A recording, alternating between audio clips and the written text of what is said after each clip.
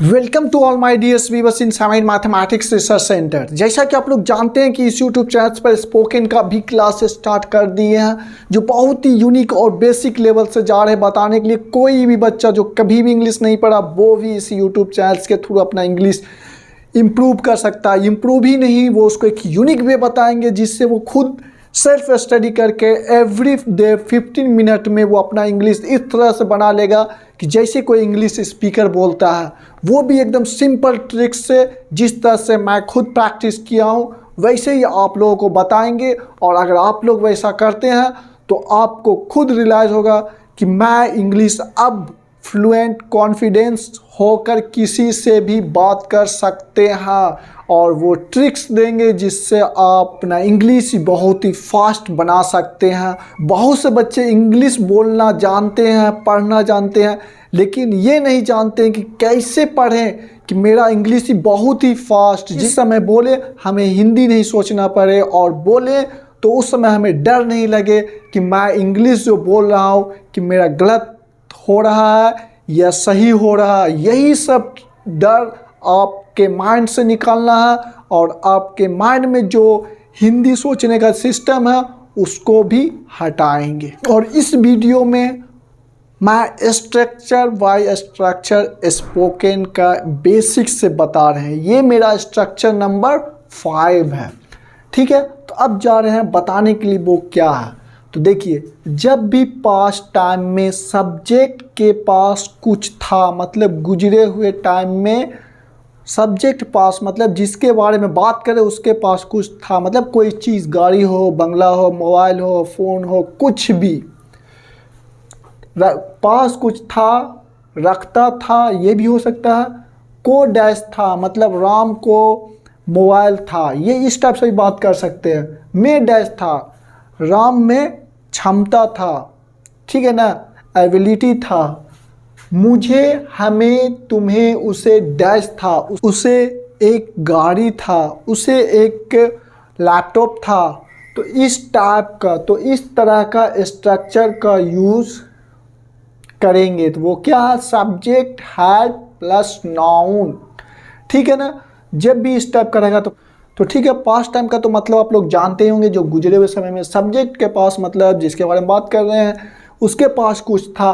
तो आपको जब भी इस टाइप का सेंटेंस मिले तो आप इस स्ट्रक्चर पे बनाइएगा। Subject had plus noun, subject मतलब हो गया जिसके बारे में बात कर रहे हैं, ही हो गया, सी हो गया, इट हो गया, एक नाम हो गया, आई हो गया, यू हो गया, दे हो गया, वी हो गया, एक से ज़्यादा नाम हो गया। सभी के साथ आपको हैड लगाना, ही के साथ भी हैड, सी के साथ भी हैड, इट के साथ भी हैड, और एक नाम के साथ भी हैड। अगर नॉट लगाना है तो डिडंट हैव लगा देना। जब भी नॉट लगाना है तो डिडंट दे देना, हैव लगा देना, हैड हट जाएगा, ठीक है। और उसके बाद जो चीज़ रहेगा उसको लिख देना। फिर उसी टाइप से आई के साथ है हैड, यू के साथ हैड, दे के साथ है हैड, वी के साथ है हैड, एक नाम के साथ है हैड। अगर आप नहीं लगाना चाहते, मेरे पास एक मोबाइल नहीं था, तो क्या बोलेंगे, I didn't have a mobile.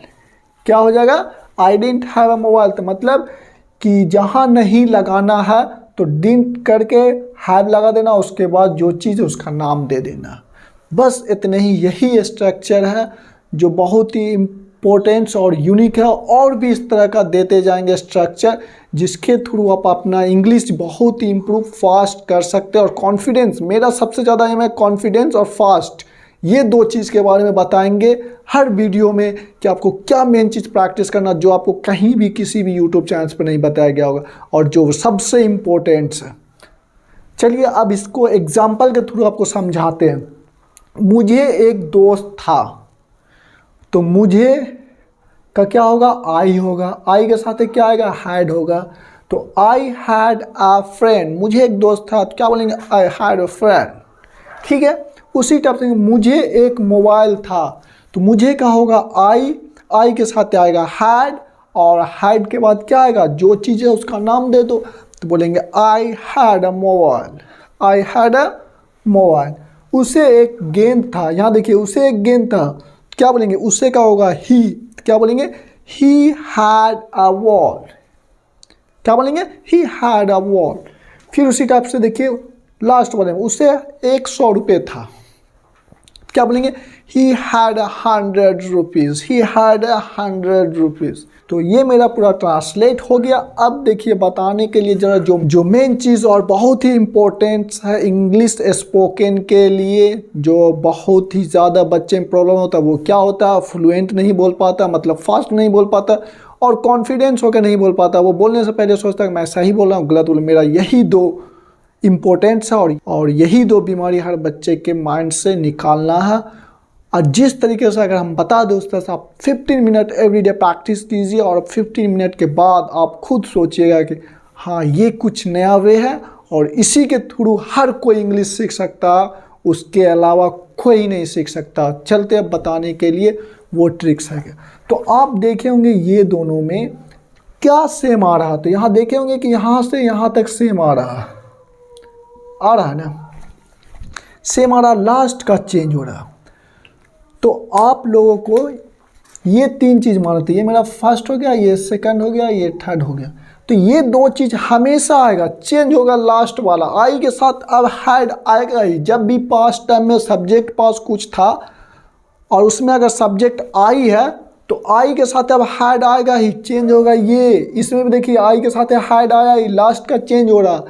और आपको यहीं से ट्रिक्स निकाल कर देंगे जिसको आप प्रैक्टिस करिएगा, बहुत फास्ट हो जाएगा। फिर देखिए नीचे में ही हैड अ मोबाइल, इसमें और इसमें देखिए दोनों में देखिए यहाँ से यहाँ तक, यहाँ से यहाँ तक सेम और लास्ट का चेंज हो रहा है।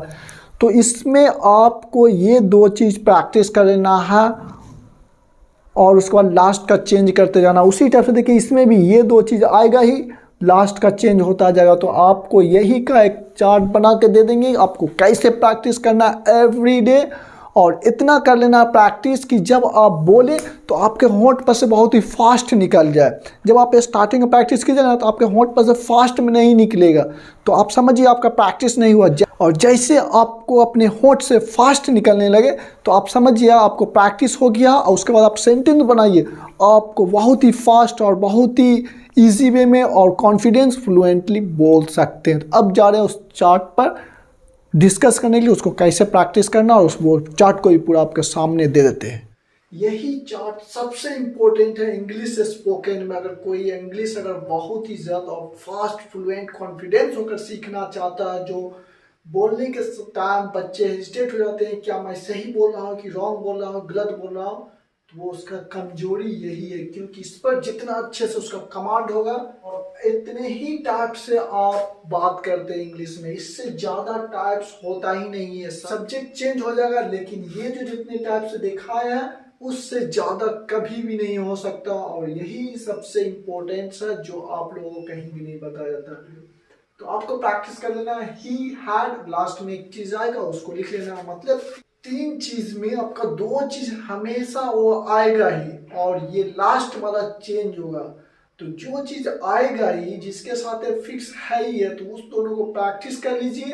प्रैक्टिस हो जाने के बाद आपके होंठ पर भी आ जाएगा, फास्ट भी हो जाएगा, आपको ये दोनों के बारे में सोचना भी नहीं पड़ेगा। और ये एक चीज के बारे में प्रैक्टिस तो होता ही रहेगा, एक चीज के बारे में सोचना पड़ेगा। तो इसीलिए हम कहते हैं कि तीन चीज में दो चीज प्रैक्टिस कर लीजिए और एक चीज छोड़ दीजिए, वो आता रहेगा जैसे उसको चेंज करते जाएंगे। तभी आप इंग्लिश बोलिएगा फास्ट जब तक नहीं ये कंप्लीट होगा। और ये कर लीजिएगा तभी आप माइंड से हिंदी सोचना निकाल दीजिएगा, डायरेक्ट इंग्लिश में बोलिएगा। चलिए बताते कैसे प्रैक्टिस करना है। तो देखिए ही हैड प्रैक्टिस करना, ही प्रैक्टिस कर लेना है। इतने तक प्रैक्टिस करना जब तक नहीं आपके होंठ पे फास्ट हो और परफेक्ट हो जाए कि आप बोल रहे हैं तो आपको प्रॉब्लम ना हो। उसी के बाद फिर आपको इस टाइप से प्रैक्टिस करना है। He didn't have, he didn't have, he didn't, अगर नहीं लगाना तो डिडंट लगेगा, उसके साथ हैव लगेगा। क्या बोलेंगे, he didn't have, he didn't have, he didn't have, he didn't have. फिर उसके बाद आगे जाएंगे did he have, did he have, did he have, did he have, did he have. फिर आगे जाएंगे तो didn't he have, didn't he have, didn't he have, did he have. फिर देखिए यहाँ she had, she had, she had, she had, she had.